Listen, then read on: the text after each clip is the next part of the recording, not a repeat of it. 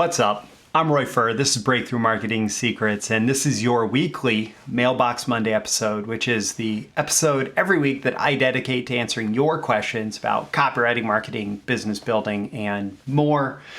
Today's question is going to lead to me revealing the number one most powerful conversion secret. So with that, let's dive in. Okay, so let's start with the question. Said, Roy, my biggest challenge is conversion, turning leads into clients. Any insights to send me in the right direction? And like I said, this is going to lead to the number one most powerful conversion secret. If you have a question you'd like to have answered in an upcoming Mailbox Monday episode, check the link in the description to ask Roy your question. So my biggest challenge is conversion, turning leads into clients. So we're going to come at this kind of indirectly. I was just approached by a Silicon Valley founder, basically asked to have a Zoom call with me, said, hey, I see you're creating content on copywriting. I have this tool that I think might be helpful. And normally I just ignore or say no to invites like this, but this was one that, I felt that it was worth my time and attention for at least a little bit to see what he had to say. And notably, it was not a sales call. There was a very soft pitch at the end, which I kind of expected from something like this. And, frankly, I teach that from doing calls like this. But the whole point of it was basically to get a bunch of feedback. So their business, their startup is mid-pivot, meaning they start with one idea and they built the technology for that idea. Just sharing a little bit of what he told me. They started with one idea, they built the technology for that idea, and then they realized that, okay, that wasn't giving them quite the market that they were looking for. So they said, if we take this technology, it's 90% of the way towards a slightly different solution that addresses a much bigger market need. And so in the middle of this pivot, he was basically wanting to speak with people like me to have conversations about how this solution might be built to fill our needs. So he asked me a bunch of questions about my needs, about what I do, how I run my business, and tried to explain basically what they're doing with the software. And we had a whole conversation about the product. Now, I say all of this because we're talking about the number one most powerful conversion secret. Why am I talking about a conversation with the Silicon Valley software as a service founder, right? Why? Well, here's what the founder was doing right. He was looking to create an offer that matched the market, to create offer market match. He was looking to cater this offer to his audience, right? And if he decided that I'm a likely member of his audience, then he wants the offer to be incredibly useful to me. He wants it to be something I'm going to use on a consistent basis. And he was getting as much feedback as possible around how could we make this more useful, more appealing, more attractive to you.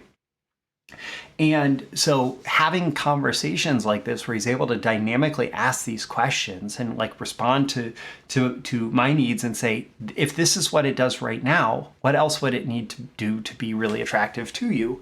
Well, that is a great way to make your offer better, more compelling, right? And honestly, so many people struggle with conversions because, well, they build only what they want. Right? They, instead of saying, what does my market want? What does my audience want? The people who would actually give me money, what do they want to give me money for? Right? Instead of asking all those important questions. So many people, when they're starting a business, marketers, entrepreneurs, whatever, build whatever they choose, whatever they feel like. I still remember, I use this story fairly often, but it really stuck with me. A guy who spent 2 years building up this software for investors, for traders, actually. And it was this platform, and he spent 2 years building this platform without any kind of market feedback, without any kind of, decision making to figure out if there was any demand for this. He just said, I want this to be a thing, and therefore I'm going to create this company. And investors put a lot of money into his company. He worked on it for 2 years. He hired a developer for, I think, the last year, the second year. And they worked on it and they launched it and nobody cared. Nobody cared. There weren't conversions because he built what he wanted, not what the market wanted. And that's what I call a supply-driven offer, right? Not that unique of language, but it's what I call a supply-driven offer, where you are supplying the market with something because you want to supply the market with that thing, versus a demand-driven offer, which is, hey, what does the market want? What is the market demanding? And how can I create an offer to fulfill that demand? And when you do that, like you're going to consistently run into problems. Now, the other thing that happens there is you're trying to convert the great unwashed masses. You're trying to basically, oh, everybody needs this. Everybody should have this. Therefore, I'm going to go out and I'm going to go pitch it. Or everybody in this particular audience versus something that's more like, hey, who wants XYZ problem solved? And I create a solution for XYZ problem, right? And that's not the great unwashed masses. That's giving people what they want, which leads us to the number one most powerful conversion secret is to create an offer that people want to buy. Now, without much more context, if I actually go back, if I go back to today's Mailbox Monday question, my biggest challenge is conversion, turning leads into clients. I don't know. Like, there's not enough information there for me to really work from, except for I'm always going to start with the offer. Did you create an offer that people want to buy? So, for example, with my copywriting services, I kind of floundered around looking for what the right opportunity was until I figured out that most direct marketers at the time, this was 2009, 2010, most direct marketers wanted a sales letter, an order form, some emails to send out to their list, and some ad copy to send people to the sales letter, right? And so it was this campaign structure of emails plus sales letter plus order form and whatever other little supporting copy, right? And the type of marketers who would pay a copywriter a flat fee plus royalty were primarily running that type of campaign at that time. And so it was just an offer that people wanted to buy. And so when I showed up and I said, I'm a direct response copywriter focusing on your market, and I offer, a sales letter plus an order form plus 3 emails plus ad copy for XYZ amount plus this amount in royalties, it was a really easy decision for them to make because I was preaching to the choir. These were the people who were already looking to buy that, right? And if you're saying, oh, but there's no audience but my people aren't buying, well, maybe you're not in the right place, right? And so you need to figure out, what do people want to buy?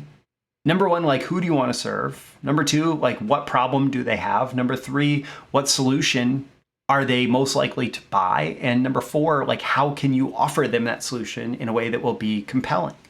And early on, well, one of the best ways to do that is to communicate with the market, which should make my conversation with the Silicon Valley founder feel way more relevant at this point, if you were kind of wondering how we got there. Now, early on, you can do that. You communicate with the market. You talk to people about what it is that they want, right? How can I help you solve this problem? And then through doing repetitions, you start to develop an understanding of what the offer needs to be, how you need to talk about it, etc., so that you can then put it into media format so that you can multiply your effectiveness through the scale of things like video and text and so on, right? But still, all of it is depending on having that market offer match, the offer market match, having a fit between what you're offering and a market of people who are ready, willing, and able to buy it. So your call to action for this, number one, is to ask yourself, how can I use this? How can I use this lesson that Roy just gave me here, Breakthrough Marketing Secrets, for absolutely free? How can I use it to make a fortune, right? Just think about that. Ponder it.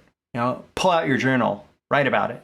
And also don't forget to like and subscribe so you can get more content like this delivered to you. You can, of course, like and subscribe here. You can also check the links in the description. There is also a link in the description to my Irresistible Offers course, which covers a lot of ground around building different types of offers, both for, well, everything from what you offer someone for free to get them to sign up to your list, to your highest ticket service offering, to product offerings, to how to actually write offers from the perspective of a copywriter. There's a lot of good stuff there. And I encourage you to check that out. The link will take you to a description of that course. So I'm Roy Furr. This is Breakthrough Marketing Secrets. Every day in every episode, I'm here trying to help you create breakthroughs with your copywriting, your marketing, your entrepreneurship. And I will catch you again in the next episode. See you soon. Bye. Thank you once again for tuning in to this daily episode of Breakthrough Marketing Secrets. Remember, check out the links with this episode for even more value. Now make sure you like, comment, share, subscribe, and engage in every way you can to keep this show going and growing and delivering daily value to you. I'll catch you soon for your next big breakthrough.